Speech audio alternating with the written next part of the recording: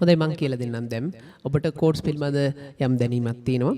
මම පුංචි සරල මේජර් කෝඩ්ස් ආධාරයෙන් මම කියලා දෙන්නම් පුංචි සරල ගීතයකට කෝඩ්ස් ගලපන ආකාරය. මුලින්ම වාදනය කරලා පෙන්නන්න. අපි දන්න පුංචි ගීතයක් තියෙනවා.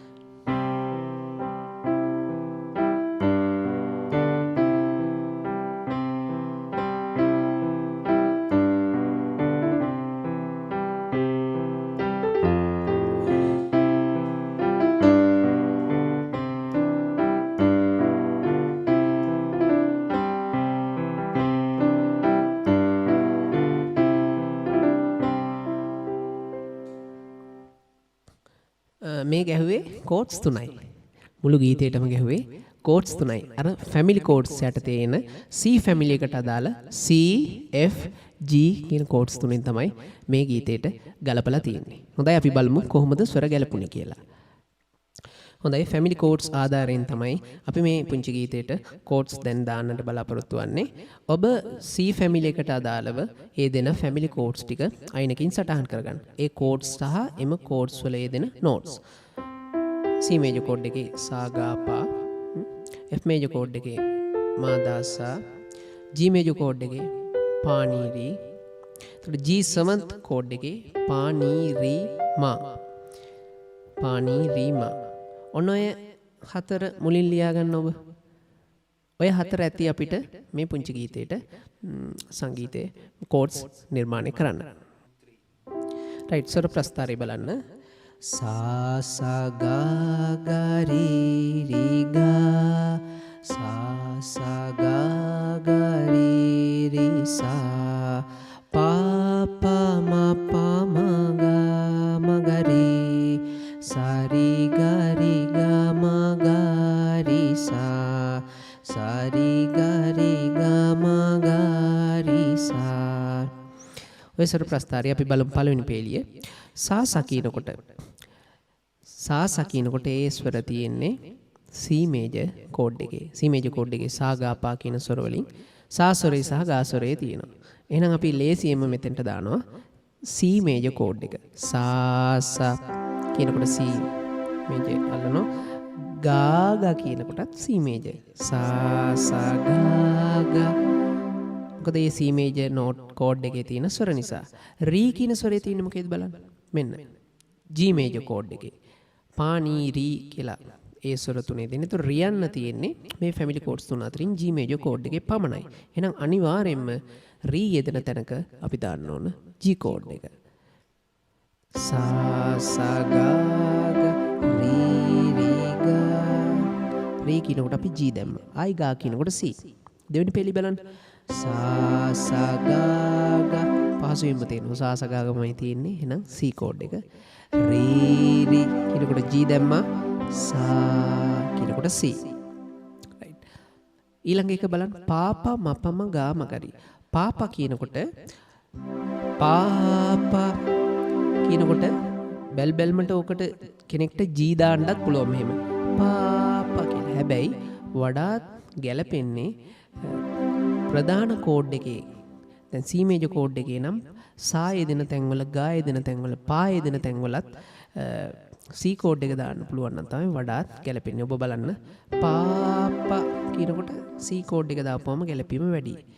G දාලත් මම පෙන්නන පාපා කියලා දාන්න පුළුවන් ගැලපෙනවා.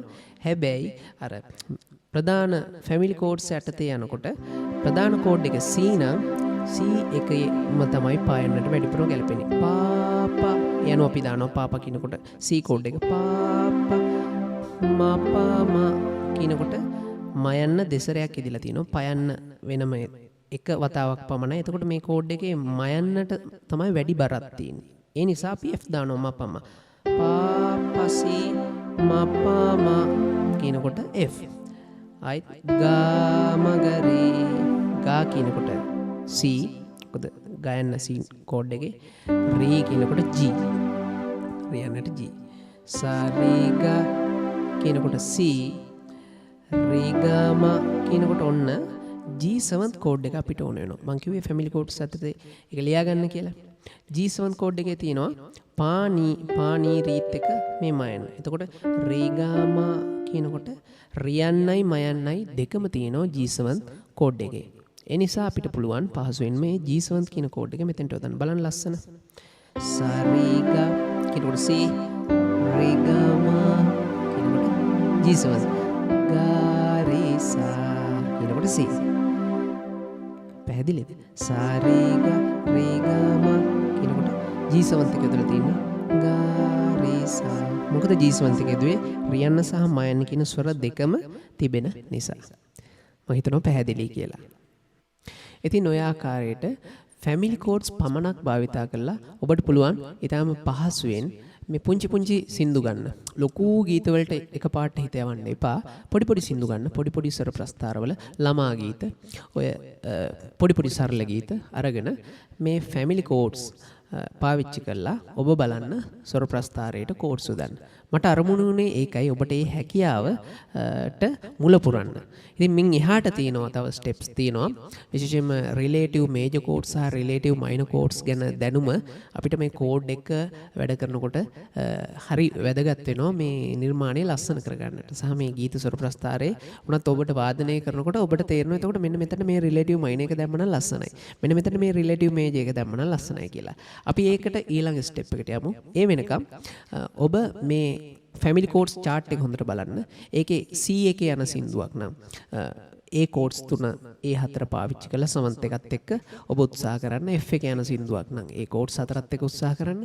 G එකේ යන සින්දුවක් නම් ඒ කෝඩ්ස් හතරත් එක්ක උත්සාහ කරන්න. පුංචි ස්වර ප්‍රස්තාර වලට තනියම කෝඩ්ස් උදන්න උත්සාහ කරන්න.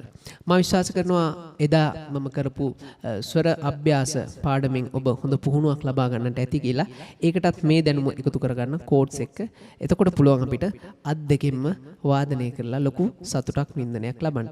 අපි ඊළඟ ස්ටෙප් එකේදී මීටත් වඩා දුරට ගිහිල්ලා බලමු කොහොමද තවත් මේවා රසවත් කරගන්නේ කියලා. එසේනම් ගුරු මියුසික් YouTube channel එක ඔබ තාම subscribe කරලා නැත්නම් subscribe කරලා bell icon එක click කරලා තියාගන්න. තවත් නැවුම් අත්දැකීම් රැසක් සමගින් අපි ඊළඟ පාඩමෙන් ඊළඟ එපිසෝඩ් එකෙන් හමු වෙමු. එතෙක් ඔබට ආයුබෝවන්.